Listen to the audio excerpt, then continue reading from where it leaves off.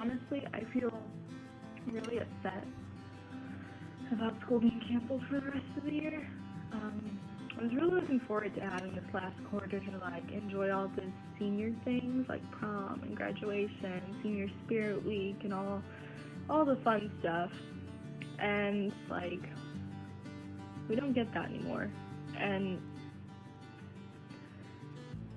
it's hard because there's this, like, our class is really the only graduating class that understands this. Like, our parents didn't have to go through things like this. Our siblings, our grandparents, like, they all got to have their senior years, but ours was just, like, taken.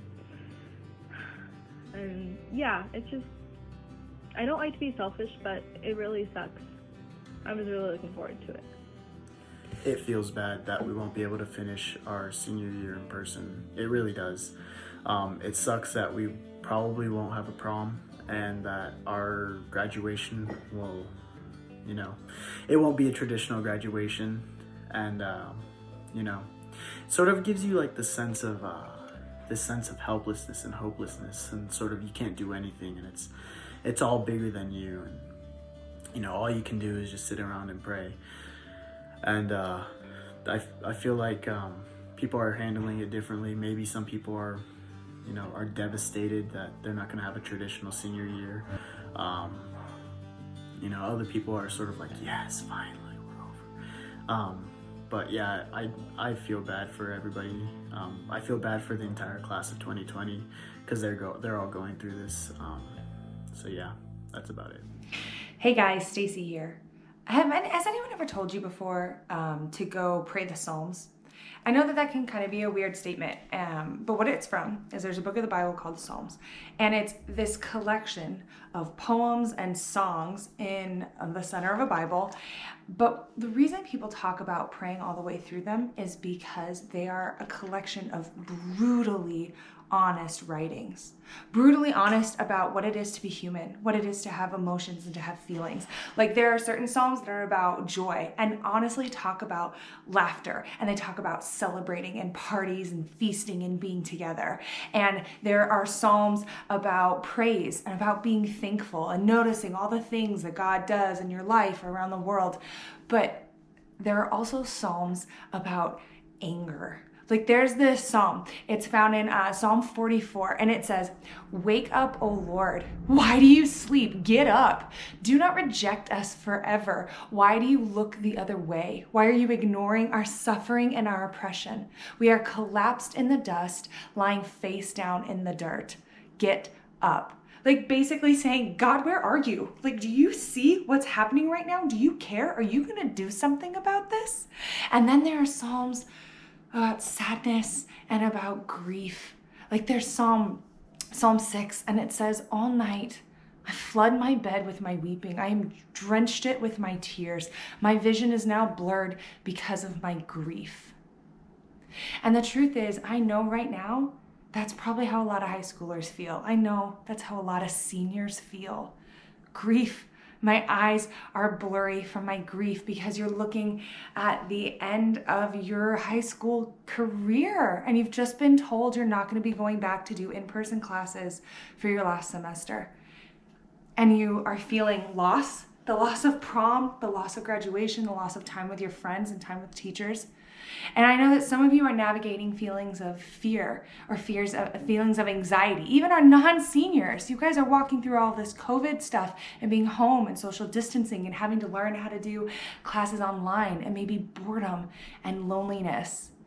And I just want you to know, whatever you're feeling, it is okay. It is not silly, it is not selfish to be sad or to be feeling lost, to be feeling disappointed.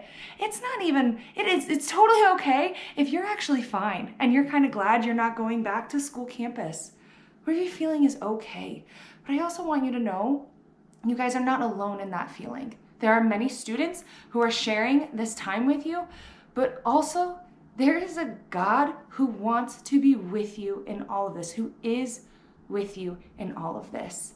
There is a God who knows your name and who likes you and wants to be a God of comfort to you through everything that you guys are experiencing right now. Every change, every frustration, and every difficulty. And that is what I want to talk about today, because that is the power of prayer. See, sometimes prayer can come off like God is some genie out of a lamp who shows up and grants you your wishes and like gets you out of a parking ticket. Or prayer can feel like wishful thinking, like when you're talking to yourself or talking to the wall. But the truth is, prayer is incredibly, incredibly powerful. What prayer is it's connection. It is a connection to the relationship that we have with God. It is a connection to hang out with a God who actually likes you, who loves you, and who enjoys spending time with you. And prayer is a place where we can be very honest, where we know that we are heard and we know that we are met by a God who wants to sit with us no matter what we're feeling, no matter what situation we're in, and wants to be a God of comfort to be with us. So I was reading about this today, and I came across this quote by a dude named N.T. Wright. He's genius and he's super faithful. But somebody asked him, what do you say to people when they don't see God in their lives? When they're asking, like that psalm did, where are you, God? And this is the quote that he said, and I wanted to read it to us today, like as a comfort. He says, "We must remember, again and again, God works in the underground of our lives. It is in our imagination, in our personal circumstances, and in the wider world. And then suddenly something new happens. It could be a new project, a new moment in our lives, and we will be astonished at it." It is very difficult, though, to remember this, because the darkness can look so dark. But that is when we must cling to the teachings and the promises of Jesus Christ. We get to rest in the promise that even when it looks dark, looks as though nothing is happening, God is at work, and at the right time, we will see what God is up to. At the right time, we will see what God is up to right now. It's not going to be tomorrow. It probably won't be by next year. But in the meantime, we have the hope and the promise that God is at work. And I just hope that you guys know, after reading some stuff on social media, every single thing that you have gone through this last year matters. Every moment that you had, every interaction, every relationship, every challenge that you faced, every time that you grew and you changed as a person, that part of your story still matters. And even if it looks dark right now, we have the hope and the promise that God is at work. So maybe what we can try together is prayer. And try going to God in prayer and being really, really honest about how we feel right now. Because I promise you, God is listening and he can take it and he loves you. And maybe through prayer and through honesty, we can catch the hope that God is doing something that will astonish us right now. In your story, in my story, and in all the stories being affected by the crazy news of every day right now. So I hope you guys are healthy, you wash your hands, and you know that you are loved and you are missed. So I feel like my 3 biggest emotions are sadness, but gratitude and hope, weirdly, because I'm so upset. Like, I'm crying and I'm just so upset about not doing all these senior things that we've been waiting for and in anticipation for, and they're just taken. And there was no goodbyes, there was no we'll make it up later because we can't. But I'm grateful for the community and especially my parents and my friends that are going through it too. We all feel for each other, and it could be worse. And I'm just grateful that I have people that care.